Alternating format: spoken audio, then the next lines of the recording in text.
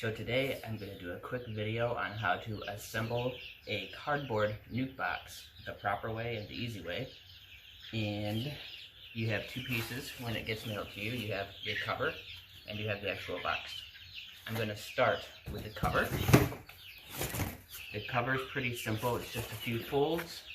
You want to fold the long sides first and bend them pretty far in. And then you have flaps on either side that you bend and hold. This side comes up, flips over, and it locks down. You got to kind of push down as you do it, and then it locks down. We're going to do the same thing here. I'll give you a different angle. Flaps go in, hold them, flip that end up and over, and it tucks right in there. So there you have your nuke box cover. Set that off to the side, and we have the actual nuke box here. It's actually larger. It unfolds.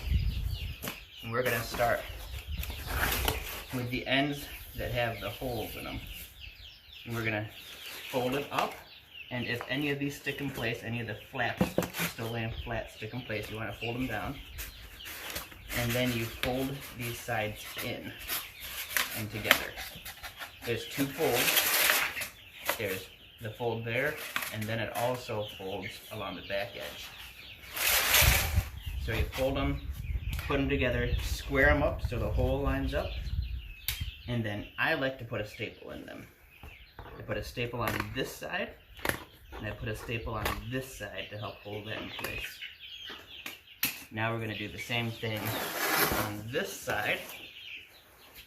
So you tilt that up, push those little flaps down if they stuck.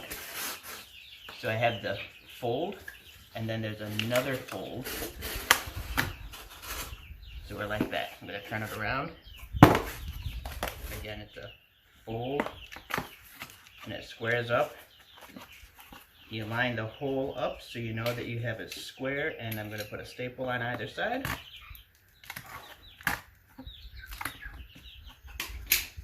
Okay, now for the next part, we got to bring the sides up and tilt these flaps upward. These flaps are what hold the box in place. So if I turn this sideways, these flaps lock into the openings here. So sometimes the cardboard sticks folded shut. You have to make sure those openings are completely accessible. And then the way I like to do it is have just one side standing, and you bring and put that first bottom piece in far enough that it holds. You got to put quite a bit of pressure on it, and then get that top piece lined up. Now you can't push it in all the way until you do the other side. So you hold it, line those flaps up, and you have to bring them in. The bottom one has to come in first, and then you can bring in the top one. And I lay it down, and I push on it.